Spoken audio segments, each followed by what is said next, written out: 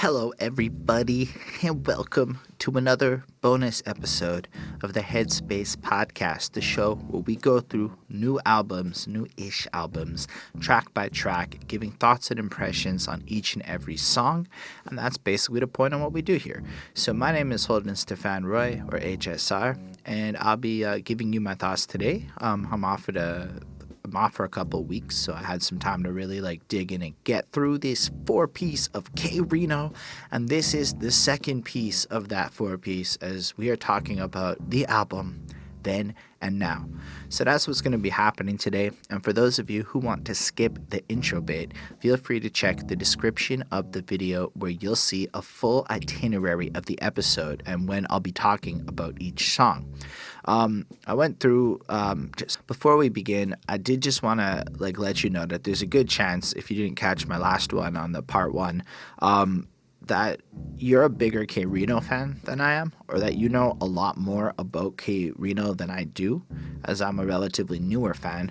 So if you feel that there's anything you want to add to this video in the comment section, feel free to share anything, whether it's corrections on the interpretation of what something means, or whether you just want to share an anecdote or something. It's greatly appreciated, and by doing so, you can only help me grow into doing better with this channel and with this project in general. So I would greatly appreciate that, and if you do that, I will make the effort to come in and answer you wholeheartedly, and we can have as long a discussion as you are willing to have in the comment section on this video, or any video. Feel free to check any of them out. So yeah, without further ado, I'm going to give a special thanks to the patrons Ismail Gadamsi, Carl J, Chris Prado, Super Old School 1994, and Lindell Williams. We'll touch on that a bit at the end of the video. And yeah, basically, I like to start these reviews off just kind of contextualizing how familiar I am with the act, because basically how long you've been listening to K-Rino and how much you know about K-Rino and how much you've even listened to the Then and Now album will greatly impact your feelings on it. And as music's kind of transitionary, there's so much context that goes into your experience listening to an album that I just feel like it's always worth sharing our context. So in my case, I discovered K-Rino because of my cousin who hounded me on it, and inevitably caved and listened to it with Mightier Than the Sword, and I reviewed that album. We did it on this very show, and then we did, I did the first part of this, Lightning Language, just a little bit ago. I mean, for me, it's a little bit ago. For you, it might be a couple days ago. And yeah, basically, I was very impressed with the idea of K-Rino dropping 4 albums in one day. And I listened to him all that week. And I was so enamored with the versatility and the content, the effort that went into these series of projects, that I felt like the least I could do was make reviews on them, because that's what I do. I make reviews. So I listened to all of these albums more than I would normally listen to projects, because I figured it's K-Rino, and end of the day, you guys want me to try that hard if I'm even going to talk about K-Rino in the first place. So I did. I had the week off. I played Civilization and I listened to K-Rino. That describes about 3 full days of my life. And that's okay, because the albums are fun and I really enjoyed it. So you can check out my review of Lightning Language if you haven't, or sit through this one if you want. You can watch them in any order. I figured they're out there. You can do what you want with that. But I did go in more depth about my feelings on stuff. The one thing, in the other review, and since it's a 4-piece, I figure you're either going to watch them all, and the chances of you just picking this one, I don't know. Maybe I'm wrong. Maybe you didn't see the other one, and I should go in details here. The one thing I do want to touch on, I'm going to do it in every video, is just uploading his lyrics to Genius. I gave a giant speech in the Lightning Language review, and I'm not going to go in that much passion and detail, but anybody can create an account on Genius, and anybody can go and add the lyrics. And it will take you easily an hour to do one song if you're not really good at it. By good, I mean skilled. And I find it very time consuming, which is why I personally haven't been able to do it. But as a reviewer, having those lyrics there makes my life easier. So part of why it took me so long to release these reviews is because I was kind of just waiting for lyrics to appear to make my life a little bit easier. And literally half of the songs have lyrics and half of them don't. So on this very album, 10 of the songs have lyrics and 2 of them don't. And I'm only saying this because if y'all, as his fans, put that little bit of effort in, it makes it easier, especially for the kids who've just come accustomed to reading along with the lyrics online. So if K-Rino doesn't put them there, we can. That's just what I'm trying to say. And after I'm done with these reviews, if I end up having a chance, I will try to contribute to it, but likely I'll just have more reviews to do. But this is how I contribute to this culture and this world. I mean, I try to like show appreciation for these albums.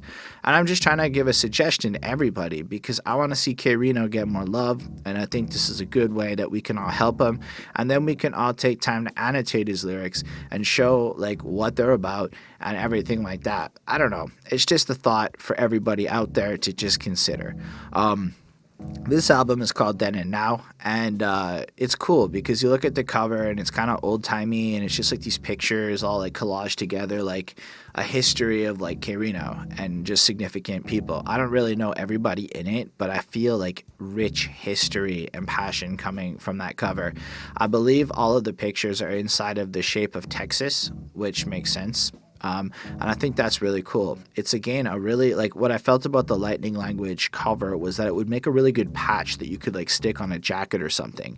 And I genuinely believe that Then and Now follows suit. Granted, I like the Lightning Language one a little bit better, but I also feel like Then and Now is going to set up a different tone. Like it's going to be like more historical almost than, you know, just like an exploration maybe of his history. Like it's an interesting how just the name Then and Now comparison to like a past versus the present.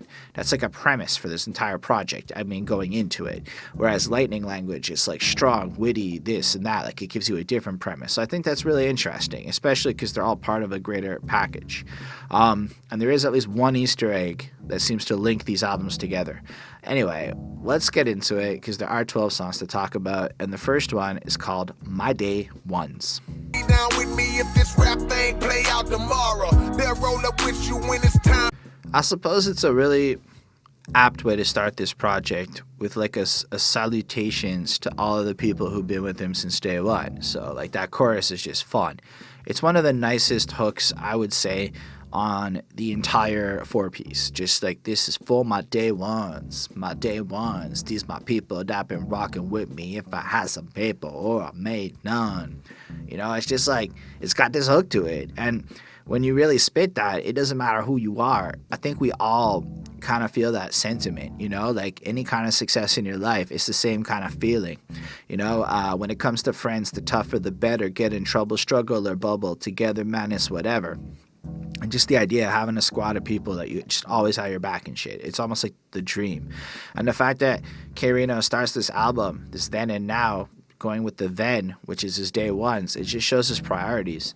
And I believe that, like, one in K-Rino, as he's kind of self-proclaimed as a teacher, he wants to educate us. And so he's using this song to kind of tell us a little bit about what to look for in a proper day one type friend, you know, partners that are never fake. You call them for help today, they showed up yesterday, like they already knew. Right or wrong, they got your back and they ain't never capping. They see you fighting, they start fighting, they don't even know what happened. You know, it's just this sentiment of this kind of shit that you are supposed to look for. Like, your real friends are going to behave this way. They're not going to ask questions about who's right or wrong. They're not going to try to, like, worry about some shallow bullshit. They see you in trouble, they got your back, we'll deal out the other shit later, you know? And the whole song kind of follows suit in that way, almost every line kind of playing up on it. Some of them I've been knowing since I was a little dude, acting a fool, see what was cool way back in middle school. I got to give my family props, I can't drop it plainer, no matter what they in your corner, like a boxing trainer. And it's just this sentiment of appreciation throughout the whole song. And I think that's something about K-Rino that I really like, is sincerity. It's not just like a song. It's like he's dedicating this whole song to this sentiment. He's not deviating. He's not taking breaks to brag about fucking your girl. There's no bars about him being rich here. And then he just, in fact, tangents a bit. Like in verse 2, might not see my homies every day, but still the same. Years in the game, they can call you by your real name. You know, like, doesn't matter if I see you, we still tight. Like, I just saw a meme that's like grateful for the low maintenance friends that you can like chill with every 6 months and y'all still tight. And you know, it's like, I feel like he's just breaking it down what you really want. Meanwhile, that beat is actually, it's one of my more favorite ones on this project. It just kind of flows proper. Man, my grammar's trash right now. But still, I really just like the whole sound of this. They got me if I ever need a place to lay my head, or if I'm stranded and I call them to come pick me up. Shoe on the other foot, they know they can hit me up, and if we bump heads, I still know they got me. They stay the same and they don't switch up to impress nobody. So here's like the crazy thing, is in a world where everyone's trying to be alone, this solo rider make it on themselves, you have established OG K-Rino making a song literally about the fact that he gets by with a little help from his friends. And I think it's an incredible like lesson setting. Again, it's also 3 full verses of this. No duplication, constant ideas of like pushing it, whether it's in the music world, whether it's just about like how some people just want to hang out when you're rich, but you know, your real friends is down when you're poor. You know, basic shit, but consistent, just tight, just like a whole song dedicated to it. And I think that's brilliant. We don't necessarily get everybody willing to like dedicate the entire song to a subject without deviation. Either way, I really enjoy listening to this one. I gave it a 4.5 on 5. It's brilliantly put together. It's well composed. And just a quick touch on my grades. To me, a 4 is like good. It hits every checkbox is proper. A 3 is boring. 2 is like bad.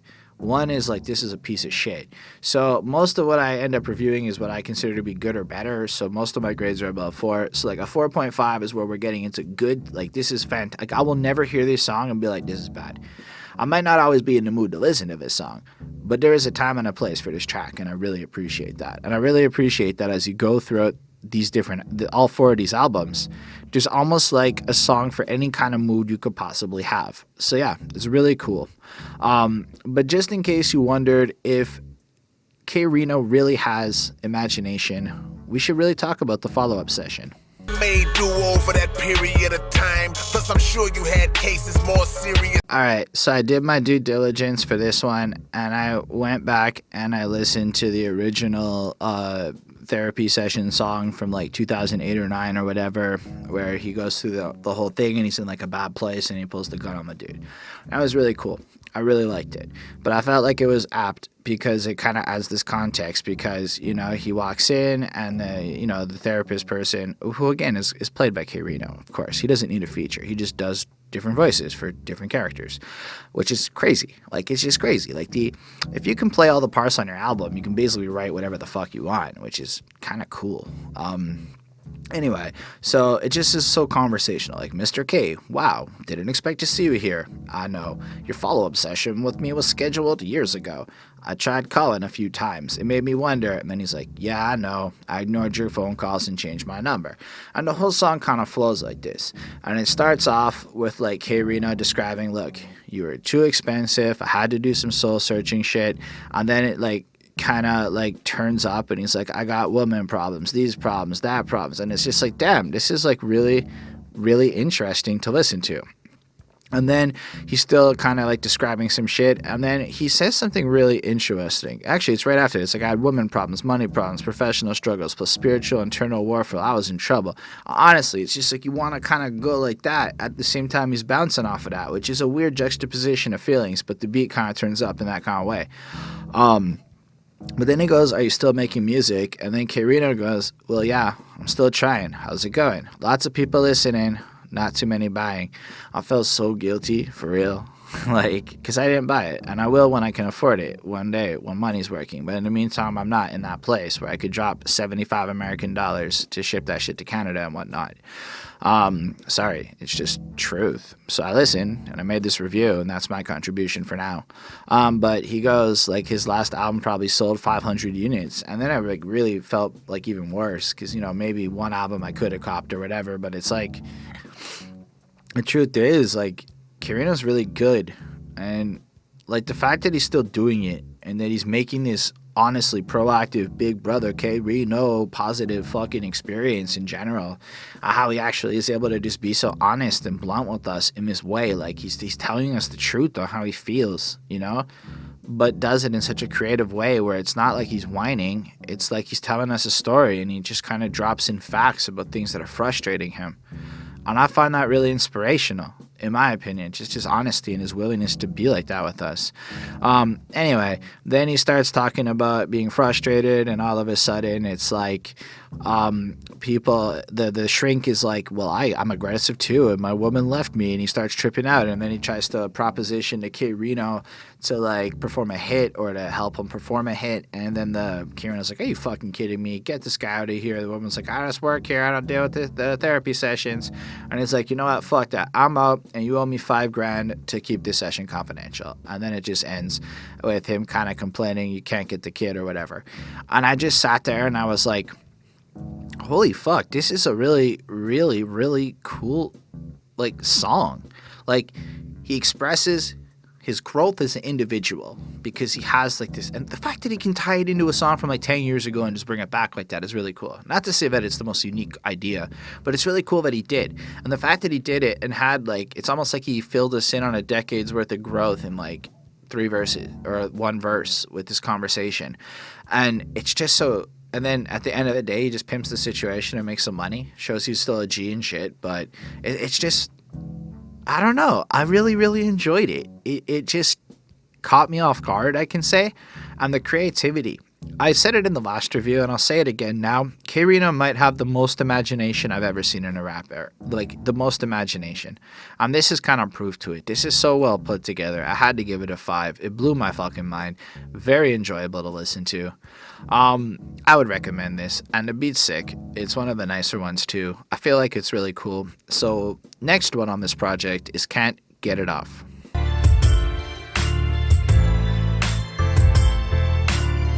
I find that there's almost a call response situation to like the flow of these songs.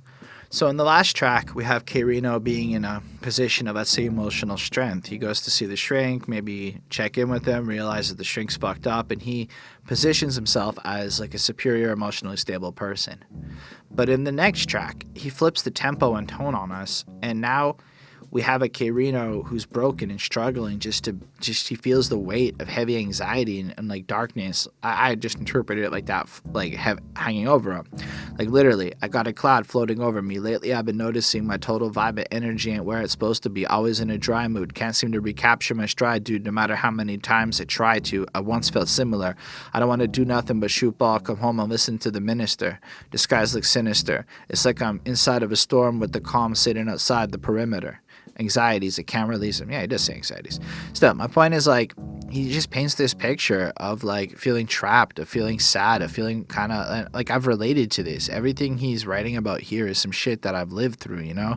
And especially because he's not, thing is, it's like this melancholy numbness where like it feels like you're not happy, you're not sad. There's like this heavy weight surround you, but you can still function and do your shit.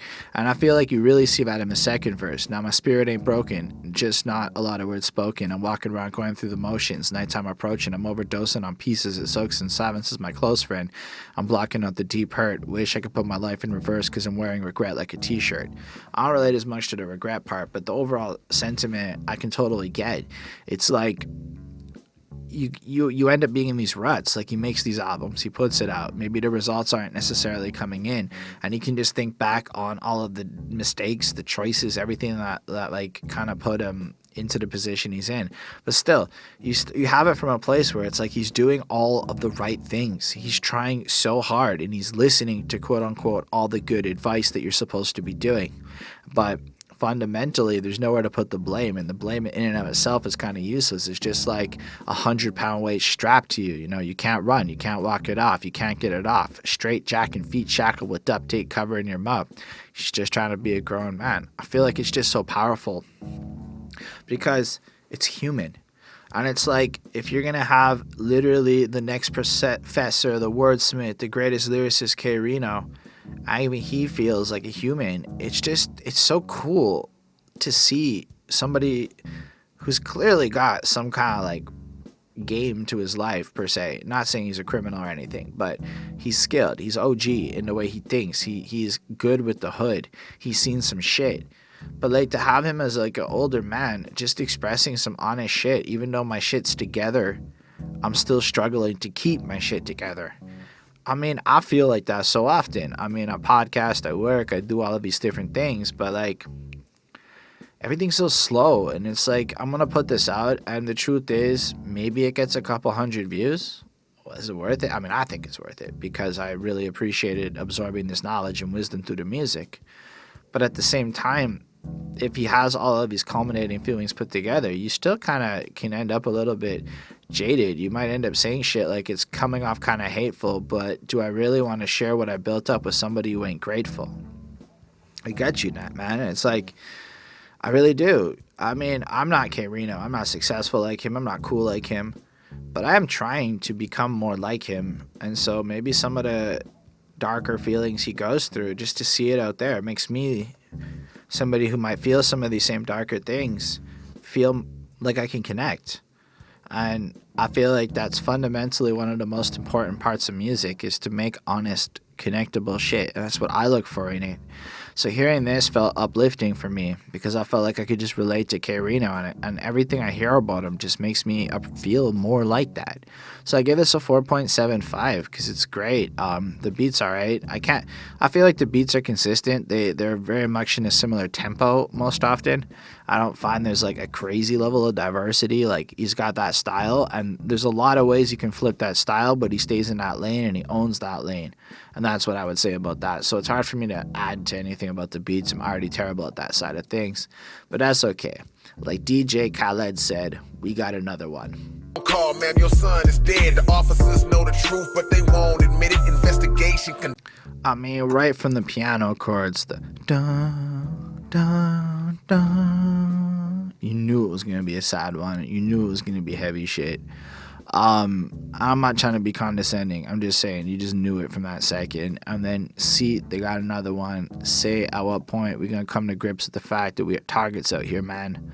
And it's something that, like, I guess over the last 5 or 6 years, many of us have really come to be aware of. Not to say that, like, I don't know how to even have this conversation without coming off stupid sounding, but let's say I went from being an arrogant piece of shit on subjects like this to understanding that this shit's real and it happens.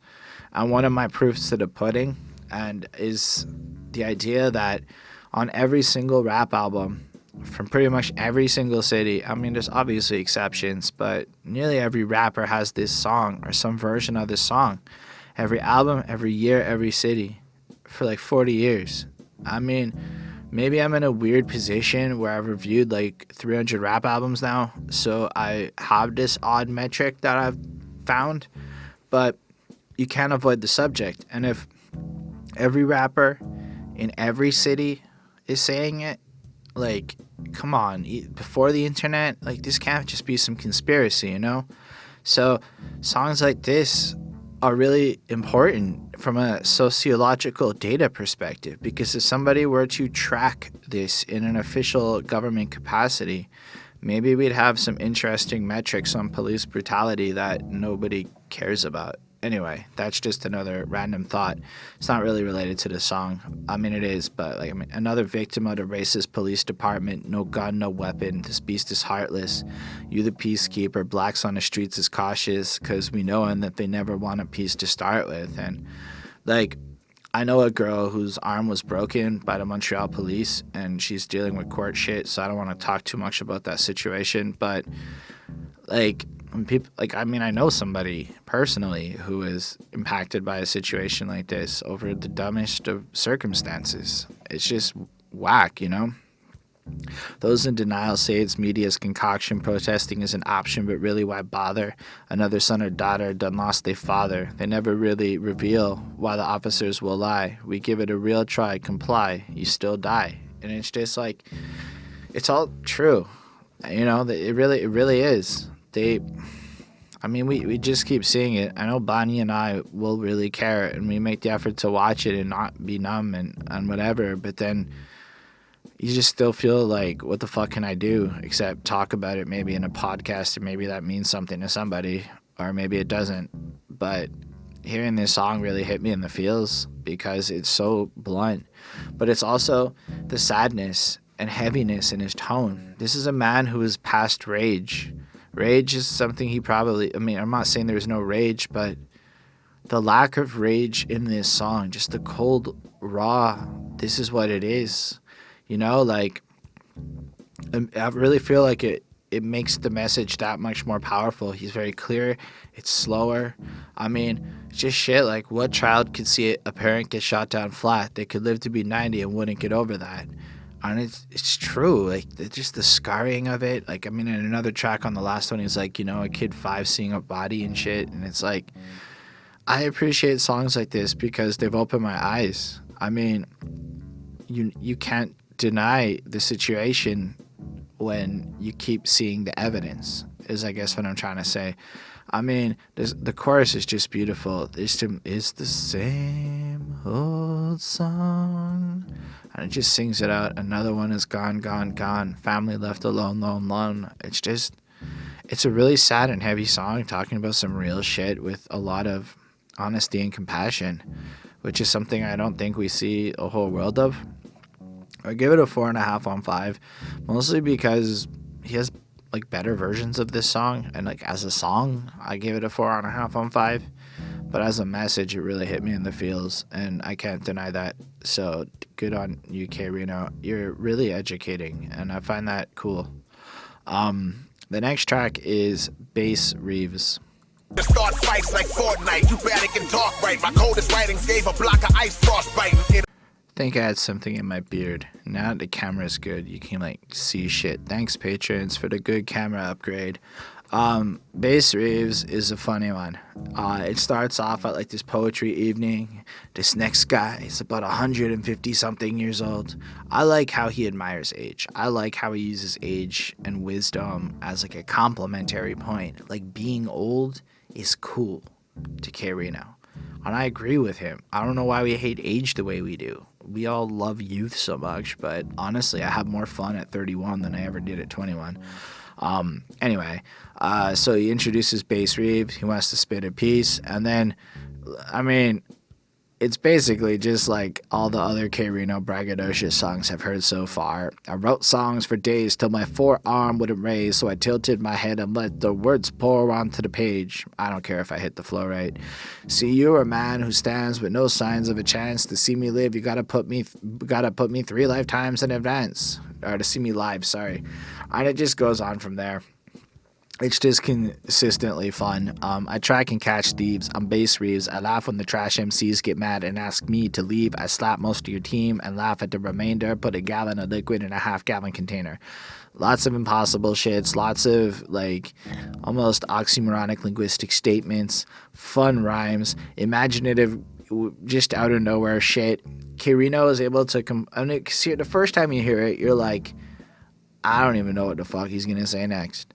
Then the second or third time, you start catching just lines start popping out. Like maybe you're listening to it and all of a sudden you're catching cubic zirconium wouldn't be phonier than these erroneous ceremonies only a fool would like. And then you start thinking about that line and you miss the next like 8. And that's my experience with K-Rino. So, but the thing is none of it's wasted. A lot of rappers will have these like filler lines that are just kind of weird, like the typical shit. But while there isn't maybe a core topic here, the core topic is consistent puns of how he's going to be cooler. So he's proving his value as an MC by being imaginative and coming up with weirder and more unique shit than other people. Like, not even oxygen's allowed inside me when I'm in need of privacy. Like, people don't say shit this extreme, so absolute, so powerful and shit. And then he bounces off the stage, and then the guy's like, and of course the announcer's K-Rino. Ladies and gentlemen, Bass Reeves, give it up. And it's like, yeah, hey, didn't he sound like K-Rino to y'all? Maybe it's just me, whatever. Having a little joke about it. I thought it was fun. I thought the beat was really cool. In the beat, it kind of sounded like there was a, yeah, ho, like that, like 3-6 Mafia, yeah, ho. It kind of felt like that a little bit. I wasn't saying it was like that. I just kind of like felt like that in like the background of the beat sometimes. I thought it was cool. 4.6. Enjoyed it. The next track is called God Killers. By government agencies, the land of Satan waving its negative banner. So, if I understand correctly, a god is a Nation of Islam term for a black man. and if I'm not mistaken. So when they say God killers here, it's almost like what kills the identity of the black man. And then with that in mind, he kind of runs through the song. It's like, these are the murderers of the prophets, the killers of the righteous, inventors of the highest assassination devices, the thieves in the temples who weave through your mantle, deceiving the people who believe in the symbol. So I believe this is kind of a grandiose thing for the more elite ruler types and the different ways that they're brainwash people into giving up their identities, specifically focusing on this community. And I find it really cool because he paints it in like this vague, super powerful things, like the man and the creator granted time as a favor, his will and his mission revealed in a vision. Fighters of this condition will get killed or imprisoned. Elimination plays made covert or fragrantly, highly sophisticated moves by government agencies. The land of Satan waving his negative banner. And like, so that's just to give you an idea. So it's pointing out how there's political and organized intentions. It's a systematic thing. I mean, you got your really cool hook.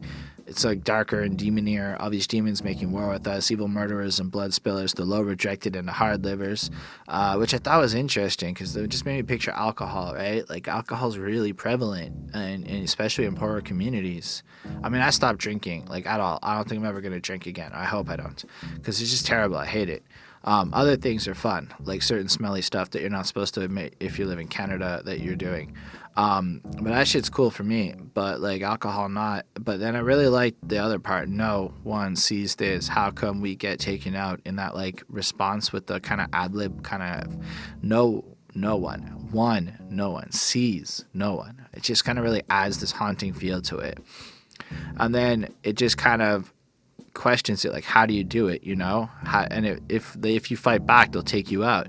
And then they just kind of, I don't know, I think the third verse really breaks it down, but essentially in the second verse you have destroy the god essence from within before it blossoms, divisions of mother, father, brothers, sisters, and spouses, conditions by the false educational slaughterhouses.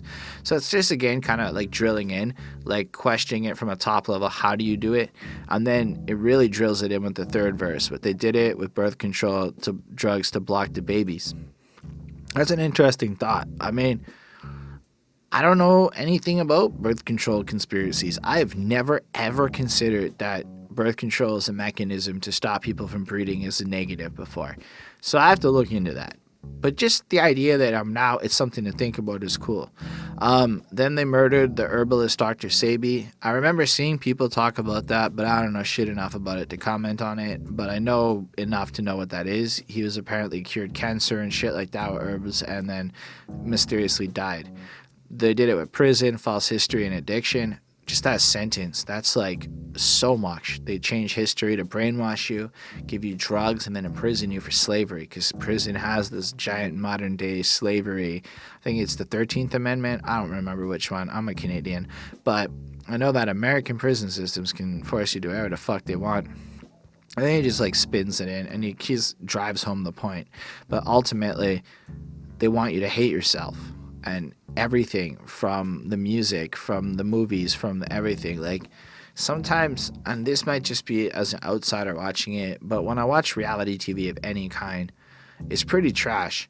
But it looks like Love and Hip Hop and shit like that push it to some extremes to really make people like to normalize some dumb behavior. Now maybe I'm not supposed to speak on this kind of thing, but I mean, there's a lot of stupidity out there. And I don't know. It just seems like there's a lot of stupidity out there. And I don't know that what he's describing here is even just limited to the black community. I think it's shit I'm seeing all over go on. And I think it's very interesting that he and I can feel the same kind of fears in completely different communities. So I give this a 5 on 5. This is a brilliant fucking song. It challenged me. It was well flowed. The beat's haunting and interesting. It's so cool. Anyway, the next one's also fucking cool. So let's talk about Fighting the Force. I know it's over if I let him take me. Suspended animation and I couldn't. Alright, this one has him fighting something in the nighttime. Literally, like it's more of the story thing. So it's like, he's waiting every time I turn the lights out, constantly attacking while I'm sleeping, and he won't rest. I'm paralyzed, trapped inside my own flesh, trying to think of something I can do to make him slow down. I'm screaming, but my mouth is making no sound. So it's just fucking crazy verse of him battling like this demon that's fucking around with him. He feels trapped. He feels he's begging. He's trapped, and then he's not getting sleep, and everything's fucked up, and it's only happening at night. And then he's got this cool singy chorus like, I'm afraid to go to sleep with forces hanging over me, like something like that. I thought it was really cool. And just the way he does it, he's questioning why, who is this person? He doesn't know. And then in the second verse, it's kind of like he's kind of losing it, you know? Like, if I don't make it out this, I'll sink. I couldn't say a word, but I could still blink. Had to find a reason to get out of his control soon. A dark shadow covered up the whole room. And then he just still paints it out. And then, you know, later on in the verse, it's like trying to think, trying not to make a wrong move. That's when I heard a deep voice say, I own you, couldn't deal with the punishment. I was absorbing the external and internal torment. Wonder if I'll ever make it back to a calm state, 'cause it's been happening every night for about a month straight. And it's crazy. Just like this, like, every day he's being haunted, and it's so imaginative, and you really are like sucked in, like what the fuck is coming into him. So in verse 3 we get like this real like conclusion to the story. So he sets up a video camera and he like films some shit, and then it turns out he's battling himself, you know. He picked up his recorder, he pressed play, couldn't wait to see the entity when it rose up. I watched about an hour went by, it showed up. Finally gets to see who this brother be. He picked up the pillow and tried to smother me, fought my way out, took a breath for recovery. He looked in the camera and then I saw it was another me. And then like he kind of changes a little bit. It was me. I was trying to, me against me, trying to take myself out. What is this evil clone here? What is he going to do?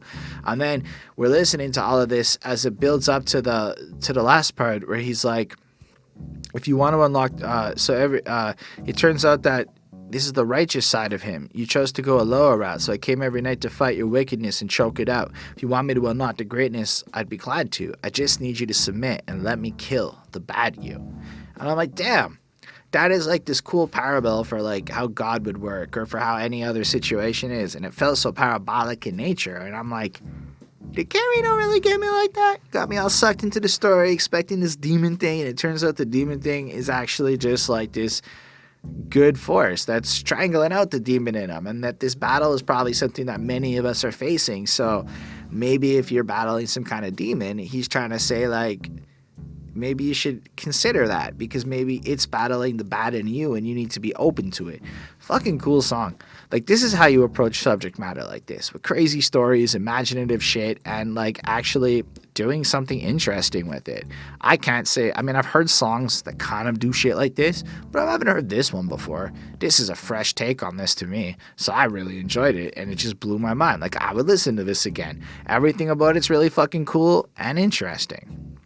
All right, so the next one on this project is the 8th song and the title track. It is Then and Now.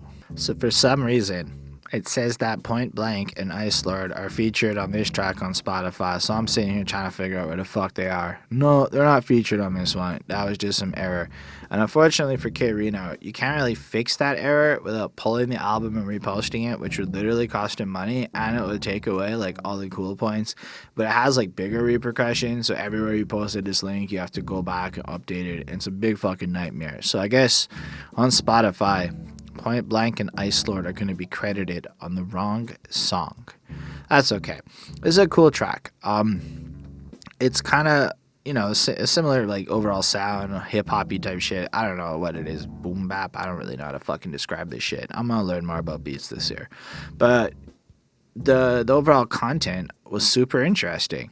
It's literally a comparison of like life back when he was young versus like today. So he's kind of walking us through shit. Like in the first verse, he used to listen to long playing wax records back when he was little. I bump Spotify now. Then 45s, where you put that round piece in the middle. I didn't even know that was a thing, but I think maybe I did. I don't know. Collecting cards, 8 tracks playing straight through because you couldn't rewind them. Just kind of painting this different picture. A clothes hanger was the antenna. No, this ain't a joke. I do know about that shit. Rotary phones, man. Seems like the number used to take us 5 minutes a day. It'd be like, brrr, and he makes like the fucking sound. And he wishes he could show us. And that's really cool. Just that he's so animated. And it's almost like he wants to share with us some of the things about his past that are like kind of interesting to him and where he comes from a little bit. I thought that was really cool, but it's not all like happiness.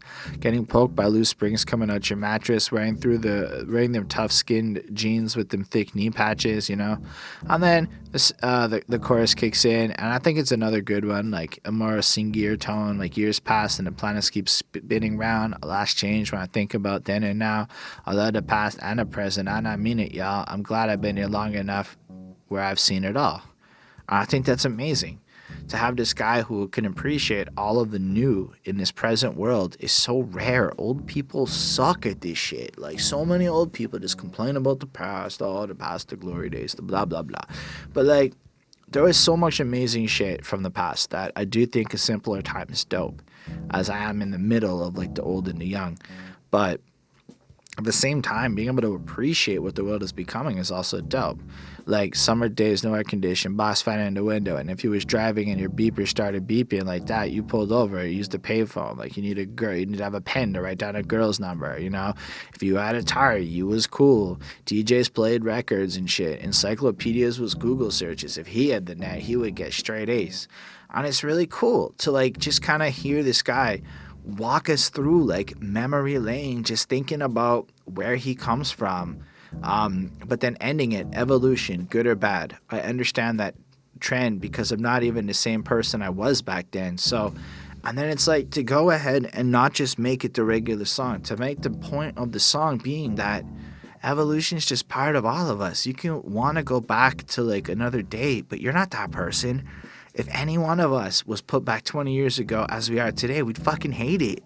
We all might pretend we'd like it, but while there's some things that change over generations, like how parents might be scared of their kids versus kids being scared of their parents, not everything is bad that's changed. And I think that's the overall point of this song, is that things might have, like you get it, things have changed.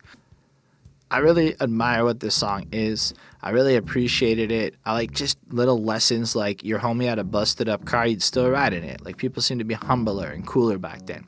But the way he describes the past is dope. It's just kind of, it is a little bit like when your grandma would talk about walking 8 miles to school type shit. But like cooler than that. I give it a 5. I like this song. It gave me a really cool feeling.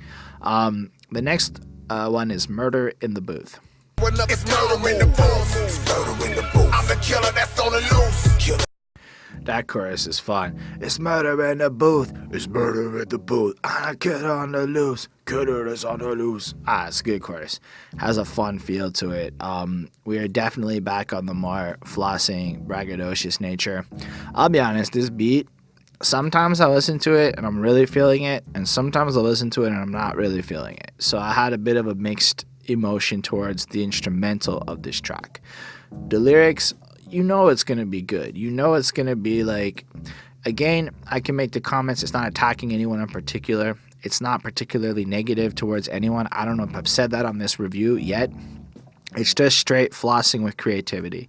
Started confusion with bars that I'm using. My thought is proven. Art of illusion. Jump in a pool without water moving. Die if you try to maneuver. Violent diatribe shooter. The loser gotta smoke a cyanide hookah. So it's just a little more intense, maybe. Like if you come at him and fail, you're gonna have to fucking kill yourself in embarrassment and shit. Some of the cool stuff is like, my older music is newer than any music that you can do in the future. And I mean, I heard him rap on Gangsta Nip's the South Park Psycho, and I don't know if I agree with that one line he said here, but I love the line. The idea is he seems to always be doing these like impossible things, like jumping in a pool without water moving, because he's so great he can pull that off. And I think why it works is because nobody else is fucking saying shit like that. Nobody else is. Nobody else feels that confident with their wordplay that they can just be a little bit silly with it, but know that it's still vicious and dope, because they'll just move it in with crazy linguistics into like a kill shot. That's really cool. I don't know, man. But the subjects are rushing in with no supplements. By the time you finish buffering, my conscious already published another 10. And considering his output and capacity, it's a really fair statement. He really does outproduce most people in the industry. It's really just flossy. I don't know that I have a lot to really add to that. Line by line, again, we could just pick randomly anything to show you it's dope. I lead you to quick slaughter, though I could spit harder. The Kickstarter every time I read the books, get smarter. I just picked that randomly. But look at that, man. So the reason he's able to destroy you is because he gets his knowledge on and continues to read books to increase his A vocabulary and B knowledge shit. So he's always coming up with new shit to write about. You couldn't be a ghostwriter if you passed away. Oof. Do you guys realize that's a pretty dope line? That's like him pointing out that you guys get it. It's pretty just clever. I really enjoyed it. That wasn't the most substantial thing I've said in this review. I don't have a lot more to comment on this song. I gave it a 4.35. It is talented, diverse, imaginative rhyming. He's just going to say whatever the fuck comes to his mind, and it comes in really cool. And I like it because it's not inherently negative. He uses creative means to come up with something new in every line, so that when you do listen to like 8 of these tracks in a row, you start going, yo, which is the one that had that dope line on it? You know, like, and there's always something interesting on every one of these songs. A little bit of something for everyone almost. Sometimes it'll go science-y, sometimes not. Like, if a volcano reached its heat summit, I wouldn't feel 1 degree if I was asleep 11 feet from it. I mean, the rhyming is impeccable. His addiction to good flows is clear. I like it. I just feel that the beat was a little bit hard on me on this one. That's fine. The next track is All I Went Through. Got the ones who was laughing and wasn't interested. Same ones now when I come across. This is another heavy, pensive track. We have him looking back at how he got to this place in life. Most of what I did in life came from a place of love, long before I had an understanding of what a hater was. And you realize that while he's looking back, while his intentions are pure, maybe not everyone that he's dealt with has been.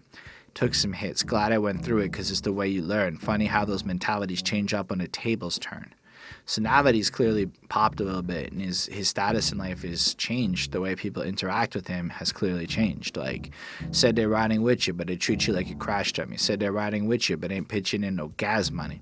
Rapping in school bathrooms, knew I was meant for this. Never forget the ones who was laughing and wasn't interested. Same ones now when I come across them, they fans now. Same ones asking for pictures, shaking my hands now. And it's just like, I get where he's coming from. Like, I can't say I was cool or popular in life. I can't say I am now, but I can say that people treat me very different now that I'm trying to build something with my life and I'm trying on that path. When people aren't on that path, they look at you and treat you different. And what he's describing now is what I just see my future is going to be like. So it's really interesting to hear how he kind of questions all those moments where he wondered if he should have given up, and he didn't. And he's kind of grateful that he went through every dark piece of trauma, as he puts it. A lot of trauma from the distant past suppressed in my internal thinking, and the pain inflicted got me heated like a thermal, spending every day silently trying to heal from all the wars. They ain't got enough band-aids to cover all the scars. Used to talk to chicks and not get the right digits. I've been taken advantage of and walked over like bridges. And it kind of goes on like that as he's pointing out how just difficult it's been, and he acknowledges that in loss you can find wisdom and you can grow into something more, but basically you have to learn to be honest with yourself, and as long as you can do that, you'll essentially grow, you know?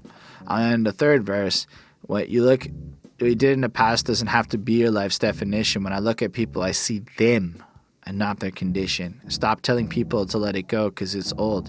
It's easy to clean the body, but tough to clean the soul. And I think that's interesting because this verse takes on the idea of people's ability to cope with their past. So you have K-Rino kind of commenting that he's willing to give you the time of day and treat you as the person that you are, as where you are, an understanding of where you are with the different things you're dealing with.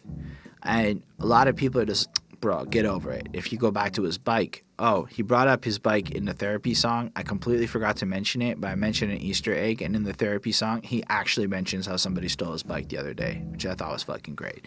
But if somebody steals your bike, how you interpret that situation, you know, are you going to tell, just get over it? Maybe losing that bike really crushed him and it lost his faith in humanity because a friend stole his bike, you know? Like, you don't know. It's not just something to get over because, it doesn't seem like a big deal, man. People go through all sorts of shit, and the significance of every moment is different for everyone.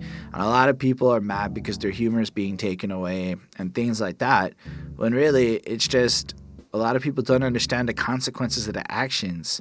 And as people are learning how to cope in an entire world of broken people, most of us have some kind of post-traumatic bullshit going on where we're just trying to learn how to process complex emotions for the first time and do it maturely. So for you to just walk up and be like, yo, get over that shit, it's just childish. And I really appreciate how he's taking the time to like teach patience, and how it took him a while to understand how fucked up he was to get on a good path. On the real, I went through a similar thing. I used to be a darker person, and then I had to stamp that shit out of me and become a new version of me. Hell, even if you go watch some of the early podcasts, you'll see I was a lot angrier and a lot more negative than I am today and now doing these reviews. I just think it's a cool song. Again, I really appreciate how K-Rino is so willing to use his platform like this. I gave it a 4.75. It's a really cool song.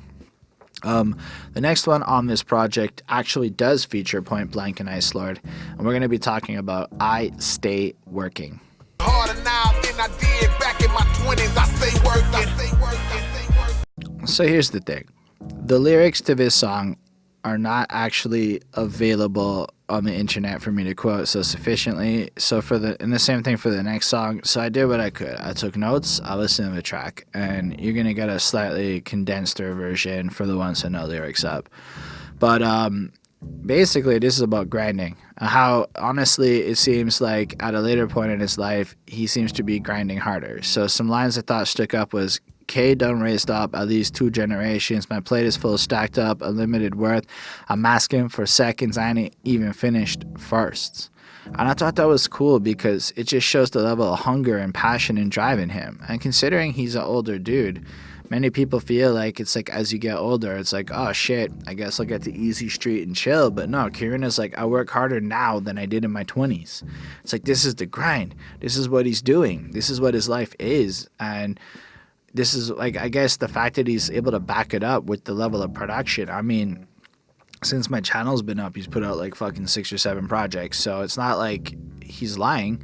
Considering the frequency of releases of anyone else, he might be, of his tier of skill, the only rapper to have dropped that many projects that are good, that are consistently good. I don't know. I thought it was really cool. In verse 2, I don't know if it was point blank or not. Oh, yeah, it's point blank. Life is hard, but it's harder when you're stupid and don't want to do shit. And I'm like, damn, that's like a point blank way of fucking putting it. Because that is something that we're seeing. A lot of people are unhappy with life. They want to complain about a lot of shit. But instead of actually trying to work, instead of actually trying to build something for themselves, learn real skills, they want to criticize, they want to complain, and they want to make it sound like everything is worse than it is. Like the world is in a weird place where in some ways it's better than it's ever been, and in some ways it's darker. Middle class America, darker. India, getting better. Like it's all really perspective. And I'm not trying to say anything about that I know all the answers. I'm just saying shit's a little more complicated sometimes. I got really tangential there. Anyway, I ain't money hungry, point blank providing for the family and the streets colliding, you know? And I think that's another key point. If you're motivated by money, then you're not really in the grind for the right reasons. You're supposed to have goals. It's supposed to be like, I need this much money to get out the grind. Not just in it to do it. In the third verse, Ice Lord says, I gotta ask how you like your steak, but I get, he has something about it liking steaks, and he has no salt because salt is bad. And I thought that was cool because like saltiness, don't be salty. So he wants his steak and his beef and shit, like his beef without like extra salt in it, which I think is what I got from the line. I thought it was pretty cool. I love the beat on this. It has this flair, anthemic feel to it. You really just kind of feel like you want to throw this on in the same way that you would throw on Rick Ross's Every Day I'm Hustling, only this is doper lyricism. I give it a 4.5. It was cool to see some features, and I think everybody killed it. I think this was a great song. One more on the project, and we're gonna close off talking about No Walls. I think this song's about homeless people, and it's cool because I have a song about homeless people. I mean, my song's about how aliens judge us from how we treat homeless people, and it's on Spotify. It's called Cosmo by Holden and Stefan Roy if you want to check that out. But this was really touching to me because he describes like the living conditions. People have no bathrooms, they can't bathe properly, showing how people honestly treat them as invisible. And it's true. I see homeless people all over. I just kind of block them out and keep walking by. And K-Rino just considers how like homeless people have been forgotten about, and how like a lot of their life is just pain. And there's so much strength and admiration in this community. I like to just tell y'all a story about a homeless person who is next to my work. And I know his story because of a colleague of mine who like helps him out. And he lives underneath the stairs of a factory nearby. And they let him stay there. And all he does is he goes around and he collects bottles all day so he can get like money to eat. And he turns those bottles in. And he'll get like $35-$40 at a shot. And like, let's say he'll get $37. He'll take that extra $7 and he'll give it to the charity box. This guy doesn't have a home. And he's donating like a significant portion of his fucking money to charity. And it's just an interesting anecdote, right? Just to give you a sense that maybe we all misjudge homeless people.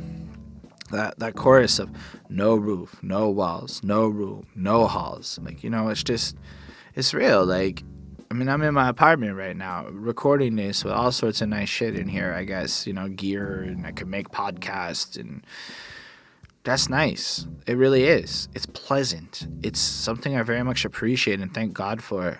But I don't know. It just, sometimes you really should think about all of this shit. But I really like lines like, you ever seen three people living in one tent, the scent of urine in the wind? It's a sad display, and the people living there in the, I don't know. I misquoted the rest of the line. But it's still just the idea of three people living in a tent, this piss-smelling urine alley darkness and shit. Or I love his criticism against the city for not investing in mental health, but they'll put like $50 million for a sports stadium. Montreal has a lot of moves like that, where we'll do crazy touristic shit, but we won't really deal with our like real problems, fucked up problems. But we've done a lot to increase tourism, which from a macroeconomics point of view apparently gives the city more money. But then that money just seems to be fueled back into more efforts to make more tourism or stadiums or big things. So it's like, what's the point of making all the surplus of money if we're never going to invest in like the better things, you know? I don't know. It just ends with this call that if you're going to see somebody and you look at them, you better feel some shit and complain less, because empathy is important and perspective is everything. And again, I thought this was a beautiful song, really powerful beat, really powerful feelings, and talking about an honest and again uncomfortable subject, showing his compassionate side and his willingness to like care about everyone. And challenging you as a listener to be better. And I think that's what makes this guy amazing, is he is able to do it like this because he's coming at it from such a genuine place. So thank you, K-Rino, for being dope, just like I was hoping you'd be. Anyway, this song is clearly a 5 on 5. I really fucking liked it. I really couldn't recommend it enough to people, especially if you're into the more conscious-y shit.